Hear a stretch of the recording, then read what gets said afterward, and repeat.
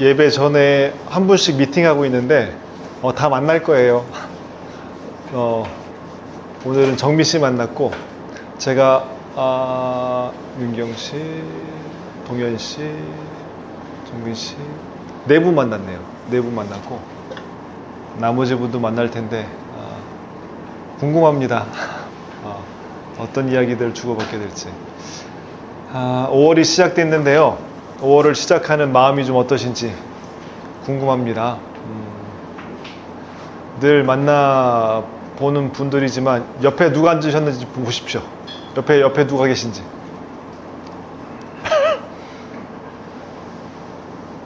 안녕하신지 좀 여쭤보세요. 안녕하신지. 같은 공간에 있지만 안부를 물어봐 주지 않으면 대답을 안 해요. 못 해요.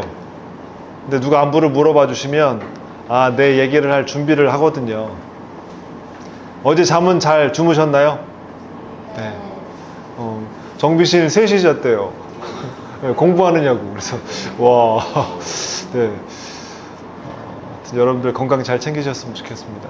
오늘은 다 거두절미하고 다 점프하겠습니다. 점프하고 곧바로 본문으로 들어갈게요.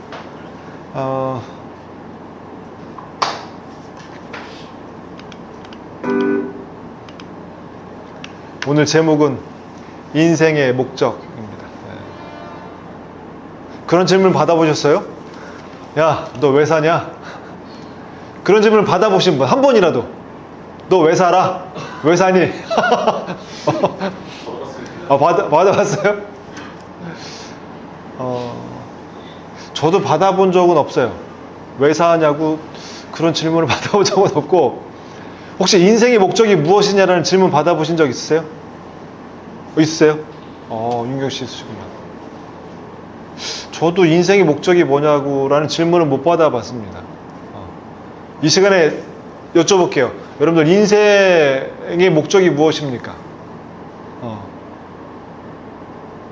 이거 좀 더 쉽게 풀면 어떤 사람이 되고 싶으세요?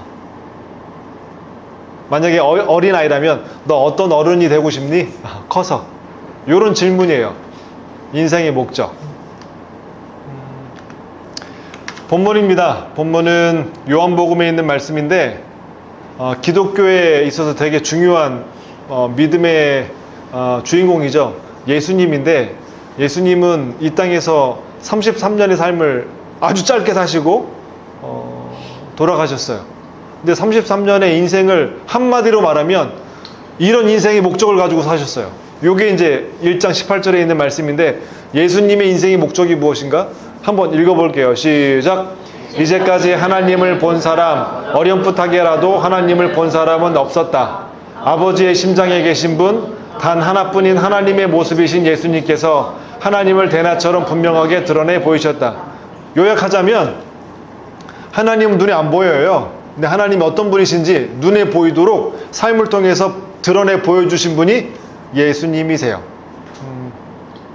그 사람을 알려면 친구를 만나보면 알 수 있어요. 그리고 그 사람을 보면 그의 부모님을 알 수 있어요. 이런 것처럼 우리는 무엇인가를 계속 반영해요. 드러내고 있고. 여러분들 1월 1일부터 저 계속 보셨죠? 한 달에 2번. 저는 어떤 사람 같아 보이세요? 저에게 드러나는 에너지가 있고 저에게 드러나는 모습이 있죠. 그건 저의 살아온 삶을 반영합니다. 저의 말투, 저의 표정, 저의 태도들이 저의 삶을 반영하는 모습이에요. 예수님의 33년의 삶은 어떤 삶이었는가? 보이지 않는 하나님이 어떤 분이신지 하나님의 성품을 드러내는데 온 인생을 사셨고, 그게 예수님의 인생의 목적이에요. 질문 드려볼게요. 여러분들의 인생의 목적은 무엇입니까?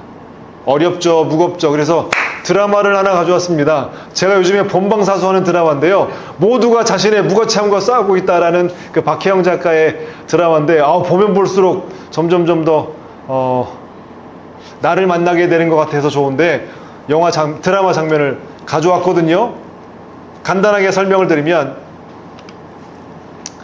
주인공입니다. 남자와 여자 주인공. 자, 등장인물입니다. 황동만. 20년 동안 영화 감독이지만 한 편도 못 찍은 영화 감독이에요.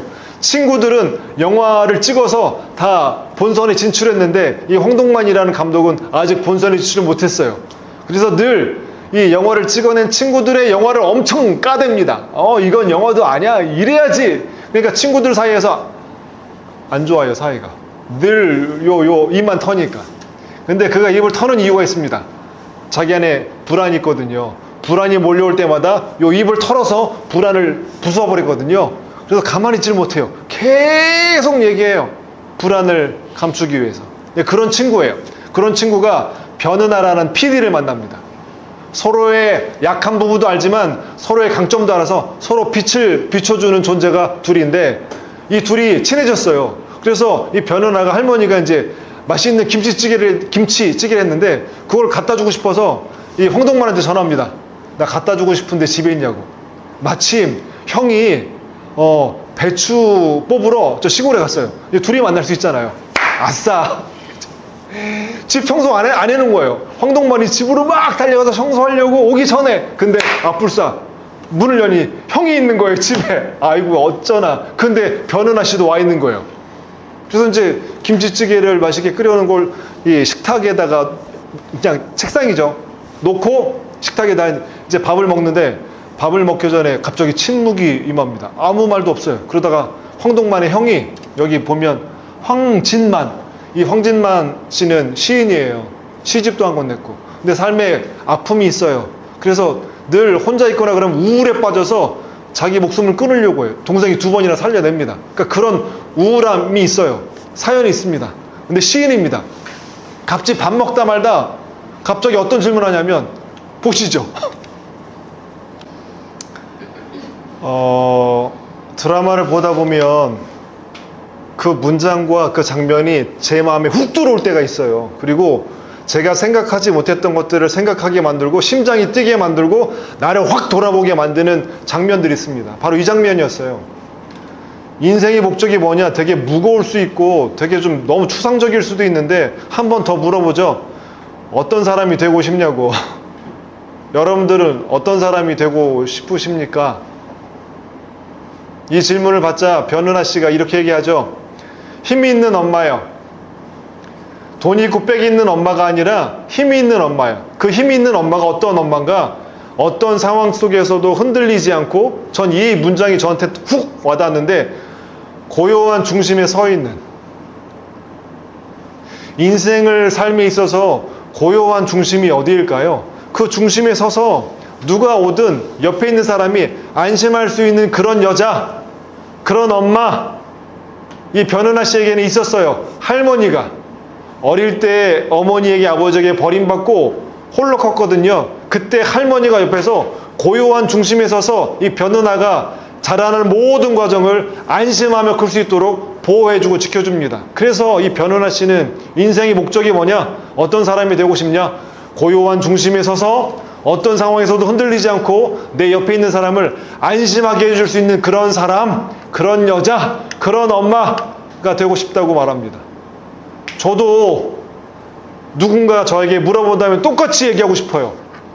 어떤 상황 속에서도 흔들리지 않고 고요한 중심에 서서 내 옆에 있는 사람이 편안하게 안심할 수 있는 그런 사람이 되고 싶어요. 여러분들께 질문 드립니다. 여러분들은 어떤 사람이 되고 싶으세요? 진지하게 나 자신에게 질문해 봐야 될 정말 질문이라고 생각합니다. 누구에게 잘 보이기 위해서, 경쟁 속에서 누구보다 더 앞서기 위해서가 아니라 나는 어떤 사람이 되고 싶은지, 어느 모임에 가면 야, 저 사람만 있으면 참 따뜻해. 야, 저 사람만 있으면 참 웃게 돼. 야, 저 사람만 있으면 참 안심하게 돼. 그런 사람이 되고 싶은지, 아니면 저 사람만 있으면 짜증나. 저 사람만 있으면 너무 힘들어. 저 사람만 없었으면 좋겠어. 어떤 사람이 되고 싶으십니까?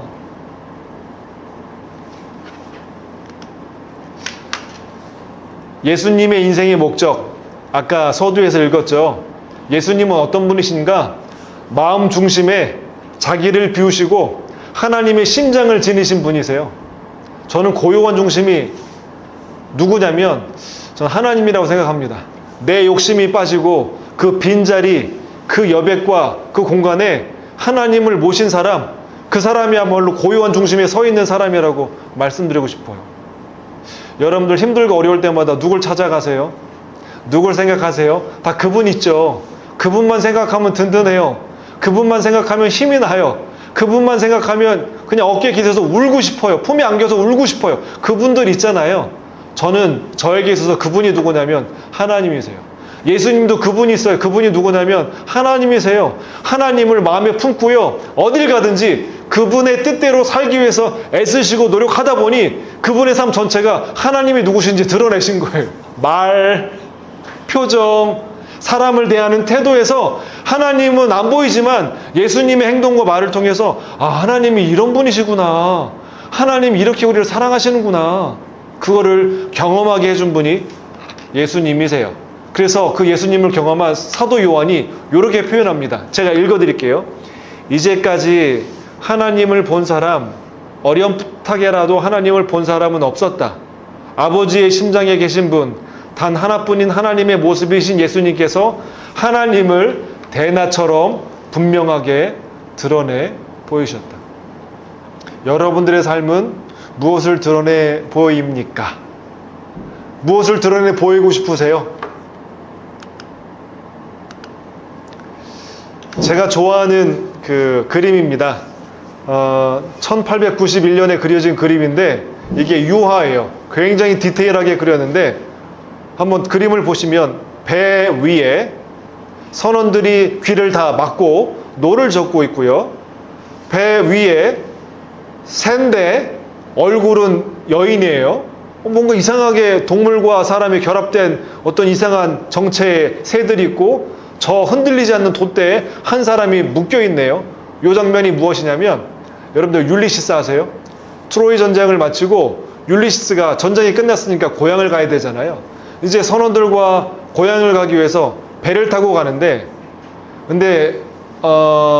배를 타고 가는데 이 사이렌이라는 그 요정을 만나게 되면 노래를 부르면 엄청나게 유혹이 되나 봐요.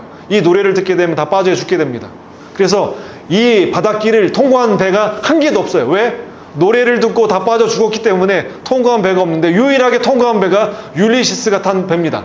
어떻게 통과할 수 있었을까요? 어느 요정에게 알게 됩니다. 사이렌이 노래하면 다 빠져 죽으니까 다 귀를 밀랍으로 막으십시오. 그리고 노를 져서 가십시오. 그러면 살 수 있습니다. 오케이. 들은 다음에 선원들은 귀에다가 밀랍을 넣어서 소리가 안 들리게 막고 노를 젓게 만들고 이 율리시스는 호기심이 너무 많았어요. 그래서 얼마나 노래가 황홀한지 듣고 싶은 거야. 근데 들으면 물에 빠져 죽으니까 뭐 했을까요? 흔들리지 않는 돛대에다 나를 묶어라. 대신 귀는 막지 마라. 노래는 그때 빠져 죽지 않도록. 그래서 흔들리지 않는 돛대에다 묶습니다. 들었을까요? 못 들었을까요? 들었죠. 통과했을까요? 못했을까요? 통과했죠. 이게 저한테는 얼마나 힘이 되냐면 유혹이 있을 때 힘들 때 흔들리지 않는 곳에 나를 묶는 거예요. 그때 그 유혹과 힘든 과정을 통과할 수 있어요. 우리는 유한하거든요. 하나님은 무한하십니다. 무한하신 하나님께 우리를 묶는 거예요. 그게 종교고요. 그게 기독교예요. 그게 신앙이에요. 흔들리는 나는 또 넘어져요. 또 깨져요. 근데 흔들리지 않는 분에게 나를 꽁꽁 묶는 거, 그게 종교예요. 그래서 종교가 뜻이 다시 묶다라는 뜻이 있어요. 다시 연결하는 거예요. 여러분들도 컴퓨터 쓸 때 이게 빅데이터랑 연결되어 있으니까 질문하면 다 대답 주잖아요. 끊어져 있으면요, 대답 안 나오잖아요. 그러니까 큰 것과 연결되면 그 큰 것의 에너지가 나한테 들어옵니다. 그래서 여러분들에게 질문 드리고 싶은 건 어떤 사람이 되고 싶은지 질문 드리면 무엇과 연결하고 싶은지 라는 질문과 똑같아요. 여러분들 누구와 연결하고 싶으세요? 저 좋은 사람이요. 좋은 분이요. 그분과 연결되면 좋은 에너지가 저 안에 들어와서 저도 좋은 사람이 되는 것 같아요. 이런 뜻이 있습니다. 종교. 렐리전, 이게 라틴어로 렐리가레, 다시 묶는 거예요. 절대자와 다시 묶고요. 좋은 사람과 다시 묶고요. 나와 내가 분리되어 있는데 나의 좋은 면과 다시 묶는 거예요. 그러면 좋은 사람 돼요. 좋은 것이 내 안에 나와요. 이게 종교입니다. 다시 연결하는 거예요. 여러분들 지플랜이라는 이 현장에서 묶였잖아요. 서로 묶여서 서로 영향을 주잖아요. 아까 정빈 씨가 그러더라고요. 7개월 동안 어땠냐고 감정 하나 고르라고 했더니요, 고마움을 골랐어요. 고마움. 왜 고마우냐고 여쭤봤더니 동료들이 도와주고 친절하게, 그래서 제가 성장할 수 있어서 너무 좋았다고, 고맙다고 그 표현을 쓰더라고요. 연결되는 거잖아. 연결될 때 사람은 살아나요. 그리고 연결되면 될수록 좋은 사람이 되는 것 같아요. 예수님도 고민이 왜 없으셨겠어요. 근데 고민이 될 때마다 관계로 나가십니다. 그래서 혼자 계시면서 하나님과 독대해요. 하나님, 인생을 어떻게 살아야 될까요? 저 하나님의 뜻대로 살고 싶은데 제 안에 욕망도 있고 어려움도 있고 이걸 고민합니다. 40일 동안 기도하면서. 그리고 유혹이 찾아옵니다. 이 사탄이라는 놈이 아주 넘어뜨리는데 거짓말의 달인이거든요. 예수님께 와서 이렇게 말합니다. 너 하나님의 아들이지? 너 40일 동안 음식을 못 먹었으니까 얼마나 배고프겠어? 요 돌로 떡을 만들어서 먹어. 너 그럴 능력이 있잖아. 충분히 능력이 있는데 그렇게 하지 않으십니다. 왜요? 예수님은 자기의 능력을 가지고 자기를 위해서 쓴 적이 한 번도 없어요. 다 누구를 위해서 썼냐면 도움이 필요한 분을 위해서 다 썼습니다. 두 번째, 높은 꼭대기 성전에 올라가서 뛰어내려봐라. 시편에 있는데 천사들이 와서 받쳐줄 거다. 사람들이 주목하고 인기가 엄청 올라갈 거야. 한번 해봐. 했더니 예수님은 인기가 중요하지 않고요. 사람을 사랑하고 살리는 것이 중요했기 때문에 그거 거절합니다. 세 번째, 사람이 권력이 어마어마하거든요. 권력욕이. 높은 언덕에 올라가서 세상 권력을 다 보여주고 너 나한테 한 번만 절하면 이 권력 다 너한테 이름이 줄게. 얼마나 큰 유혹이겠어요. 근데 그 유혹에 넘어가지 않습니다. 권력의 파괴력을 알기 때문에요. 이 세 가지 유혹을 다 이겨내십니다. 어떻게 해요? 하나님과 연결됨으로요. 사실 우리는 조금 뭐 하면 잘난 척하고 싶어요. 저 이것도 할 줄 알고요. 저것도 할 줄 알고요. 그거 가지고 못하는 사람 이렇게 비판하고 판단할 때가 얼마나 많은지 몰라요. 근데 예수님 그렇게 하지 않으셨어요. 할 수 있음에도 불구하고 하지 않으셨어요. 왜요? 하나님의 뜻을 삶으로 이루어내기 위해서. 그런 적 있으세요? 할 줄 아는데 일부러 모른 척해서 그 사람을 띄워준 적 있으세요? 쉽지 않거든요. 요거 한번 같이 읽어보겠습니다. 시작. 왜 살아야 하는지를 아는 사람은 그 어떤 상황도 견딜 수 있다. 네, 삶의 목적, 인생의 목적, 내가 어떤 사람이 되고 싶은지 명확한 사람은요, 힘든 상황에서요 그걸 견딜 수 있는 힘이 있습니다.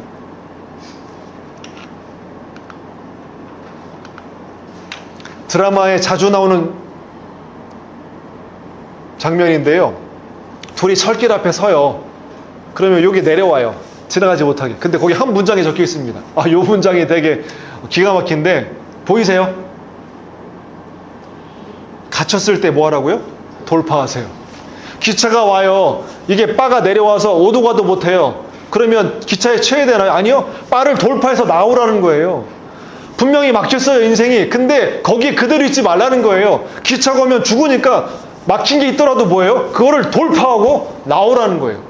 인생의 목적이 분명한 사람은, 내가 어떤 사람이 되고자 하는 그게 명확한 사람은 장막이 있어도요 뭐예요? 돌파해 나갑니다. 그 힘으로요. 견디기도 하고요, 버티기도 하고요, 다시 뚫기도 하고요. 이 힘이 있는 것 같아요. 그래서 예수님은 마지막에 죽기 전에 하나님 앞에 기도한 기도거든요. 읽어볼게요. 제가. 나는 아버지께서 내게 하라고 명하신 일을 하나도 빠뜨리지 않고 완수하여 이 땅에서 아버지를 영화롭게 했습니다. 두 번째 같이 읽어볼게요. 시작. 나는 아버지께서 내게 주신 모든 사람에게 아버지의 성품을 자세히 말해주었습니다. 세 번째 읽어볼게요. 아버지께서 내게 주신 메시지를 내가 그들에게 주었고 그들은 메시지를 받아들여 내가 아버지께로부터 왔다는 것을 확신했습니다. 인생의 목적이 무엇인지 명확하게 알았고 자기에게 주신 사람들을 한 명도 포기하지 않고 끝까지 끌어안았고 사랑을 위해서 살았고 사랑을 위해서 목숨 바쳤고 사랑을 위해서 십자가 지고 돌아가신 분이 예수님이세요. 여러분들 어떤 사람이 되고 싶습니까? 전 예수님 너무 멋져요. 하나를 위해서 목숨을 다해서 끝까지 포기하지 않고 그 말씀을 온 몸으로 살아내신 분이 예수님이세요. 저 예수님 닮고 싶어요. 부족하지만, 연약하지만. 그래서 오늘도 예수님께 묵습니다. 오늘도 성경 말씀에 묵습니다. 오늘도 좋은 문장에 저를 묵습니다. 그리고 뭐예요? 사람들을 만나요. 왜? 흘려보내려고. 만약에 여러분들이 목사님 이제 끝이에요. 나 더 이상 안 돼요. 너 할 수 없을 것 같아요. 라는 분에게 드리고 싶은 선물이 있습니다. 요 시예요. 제가 박노해 시인을 좋아하는데 박노해 시인이 이렇게 시를 지었습니다. 길이 끝나면, 제가 읽어드릴게요. 길이 끝나면 거기에 새로운 길이 열린다. 한쪽 문이 닫히면 거기에 다른 쪽 문이 열린다. 겨울이 깊으면 거기 새봄이 걸어 나온다. 내가 무너지면 거기 더 큰 내가 일어선다. 최선의 끝이 참된 시작이다. 정직한 절망이 희망의 뿌리다. 여러분들은 여러분들 자신을 어떻게 생각하십니까? 그 생각은 어떻게 여러분들 자신 속에 들어가셨나요? 기억하셨으면 좋겠습니다. 여러분들은 좋은 사람입니다. 그리고 좋은 사람은 내 인생의 목적을 정확하게 붙잡고 한 걸음 한 걸음 앞으로 나아갑니다. 그러면 내 모습이 좋은 모습으로 바뀌어 나갈 겁니다. 끝은 없어요. 끝은 또 다른 곳으로 나가기 위한 문이라는 걸 기억하셨으면 좋겠고, 우리의 일터가, 여러분들의 삶이 끝을 만났다면 밀고 들어가세요. 네. 그럼 또 다른 길이 있을 겁니다. 거기서 멈추지 마시고, 저도 같이 하겠습니다. 여러분들도 같이 하셨으면 좋겠습니다. 기도하겠습니다. 하나님, 오늘도 인생의 목적이라는 제목으로 잠시 말씀을 나누었습니다. 우리가 서 있는 곳이 어디인지요? 어디를 향해 나아가고 있는지요? 우리가 힘들 때 우리를 다시 일으켜 세우는 힘은 무엇인지요? 우리는 어떤 사람이 되고 싶은지요? 이런 질문을 묻습니다. 하나님, 영향력 있는 사람이 되고 싶어요. 돈과 힘이 아니라 정말 고요한 중심에 서서 누구든지 내 옆에 있는 사람이 안심하고 자기 안에 있는 좋은 가능성들을 마음껏 발휘할 수 있도록 돕는 그런 사람이, 힘 있는 사람이 되고 싶습니다. 우리 G플랜 모든 임직원분들 7개월간 열심히 달려왔고, 또 앞으로 주어진 일과 또 해야 할 일들을 위해서 열심히 앞으로 나아갈 겁니다. 때로는 넘어지고, 때로는 지치고, 때로는 힘들 수도 있지만, 그때마다 우리에게 하나님과 다시 묶이고 좋은 분과 다시 묶여서 다시 일어나 앞을 향하여 내딛는 우리 G플랜 모든 임직원분들 다 되실 수 있도록 하나님 붙잡아 주시고요, 품어 주시고요, 힘을 허락하여 주옵소서. 예수님의 이름으로 기도드립니다. 아멘. 네, 고맙습니다. 혼자 연설한 것 같아요. 고맙습니다. 네.